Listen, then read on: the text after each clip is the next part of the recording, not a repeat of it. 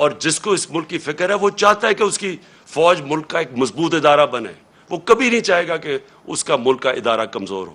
وہ لوگ جنہوں نے اس ملک سے کیا کیا تھا پہلے, میں یہ چاہتا ہوں کہ آج اب ایک چھوٹا سا کلپ دیکھ لیں. میں صرف چاہتا ہوں, اس سے بہت بڑی سٹیٹمنٹس ہیں ہمارے پاس, لیکن میں میڈیا کے لیے صرف دکھانا چاہتا ہوں کہ صرف یہ کلپ دیکھیں کہ شہباز گل نے کیا کہا, اور یہ دیکھ لیں کہ یہ جو بڑے بڑے نام آج پھر رہے ہیں جو ہمیں کہہ رہے ہیں غدار ہے, انہوں نے کیا کہا اور ان کے اوپر کیا ایکشن لیا گیا.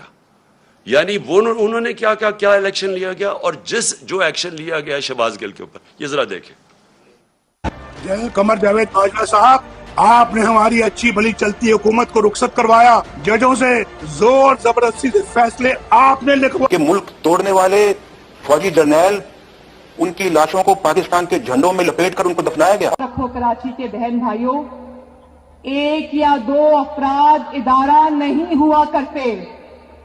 ایک یا دو افراد اداروں کی بدنامی کا باعث بنا کرتے ہیں, اور جب وہ ادارے کی آڑ لیتے ہیں تو اس میں پھر ادارے کے اوپر ناقابل تلافی نقصان ہوتا ہے.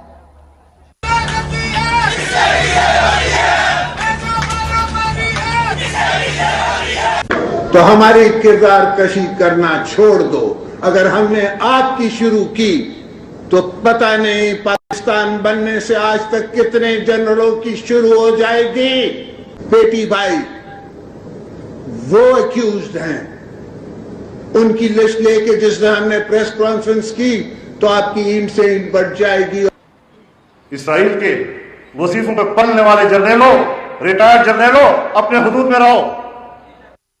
کام کی ہڈیوں سے گوشت تک جو ہے انہوں نے نچوڑ لیا ہے اور اتار لیا ہے. ابھی نندن کی کیا بات کرتے ہیں. چیف آف آرمی اسٹاف تشریف لائے, پیر کانپ رہے تھے, پسینے ماتھے پہ تھے. شاہ محمود صاحب نے کہا کہ خدا کا واسطہ ہے اب اس کو واپس جانے دیں, چونکہ 9 بجے رات کو ہندوستان پاکستان پہ اٹیک کر رہا ہے. وہ کوئی ہندوستان نے اٹیک نہیں کرنا تھا, کچھ نہیں ہونا تھا, صرف گھٹنے ٹیک کے